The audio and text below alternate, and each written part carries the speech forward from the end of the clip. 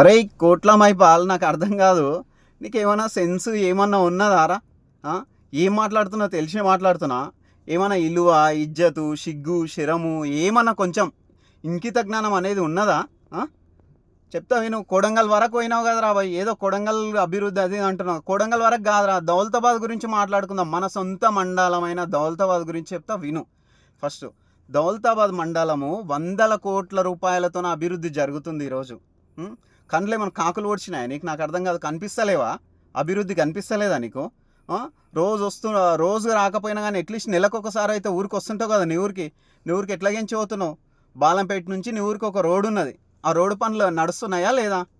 ఒక రోడ్లు కాదు, వందల కోట్ల రూపాయలతోన రోడ్లు అవుతున్నాయి. జీపీ బిల్డింగ్లు అవుతున్నాయి, అంగన్వాడీలు అవుతున్నాయి, స్కూల్ బిల్డింగ్లు అవుతున్నాయి. ప్రతి పని జరుగుతున్నారా హౌలాగా. ఏం కండ్లు దొబ్బినాయా నీకు? కండ్లు ఏమైనా కాకులు ఓడిచినాయారా? నాకు అర్థం కాదు. నోరుందని ఇష్టం వచ్చినట్లు మాట్లాడుతూ ఊకుంటాను అనుకున్నావా? తంతా కొడక ఏం నాటకాలు చేస్తున్నావా? ఇష్టం వచ్చినట్లు మాట్లాడినికే. సరే ఇవి పక్కన పెడితే నీ సొంత నువ్వు జడ్పీటీసీగా ఉన్నావు కదా 5 సంవత్సరాలు. నీ సొంత ఊరికి పోతుంటే మార్గం మధ్యలో గోకపస్లాబాద్ వస్తుంది. ఆ గోకపస్లాబాద్ జడ్పీహెచ్ స్కూల్ ఉంది కదా, ఆ స్కూల్కి 5 సంవత్సరాలల్లా గోడలు కట్టి స్లాబ్ వేయకుండా పెట్టిరు తెలుసా? అట్లీస్ట్ ఆ స్లాబ్ వేయమని ఎంతమంది ఎన్ని రకాలుగా అడిగిర్రా నీకు? అట్లీస్ట్ 5 సంవత్సరాలు ఉండి ఒక స్లాబ్ కూడా వేయలేని చెత్త జడ్పీటీసీ కానివి, చెత్త కానివి అలాంటి నువ్వు మా నాయకుల గురించి మాట్లాడతావారా? హౌలే ఫాల్తుగా. నీకే ఏమన్నా కొంచెం ఉందా అంటున్నా నీకు? నాకు అర్థం కాదు. ఇంకోటి చెప్తా విను. అరే మీ నాయకుల్లాగా కేసీఆర్, కేటీఆర్, హరీష్ రావు, కవిత లాగా ఒకటే ఇంట్లో మాకు 4 పదవులు కావాలి, 4 మినిస్టర్లు కావాలి అనే రకం కాదురా మా నాయకులు. మా నాయకుడు ఒక్కడే.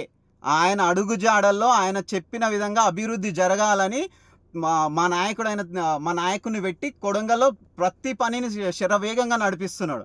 అట్లాంటి ఆయన నువ్వు నోటికి వచ్చినట్టు మాట్లాడతావా?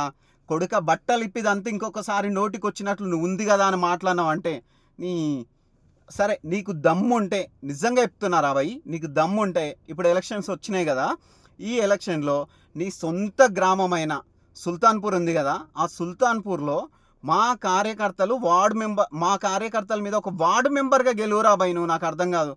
ఒక వార్డు మెంబర్, ఒక్క వార్డు మెంబర్ గెలువు చాలు. నువ్వు ఒక వార్డు మెంబర్ కూడా గెలవలేని దద్దమ్మవి నువ్వు మాట్లాడతావారా? నాకు అర్థం కాదు. అన్ని ఫాల్తు కానీ పెద్ద ఫాల్తు మాటలు మాట్లాడుతున్నావు నువ్వు.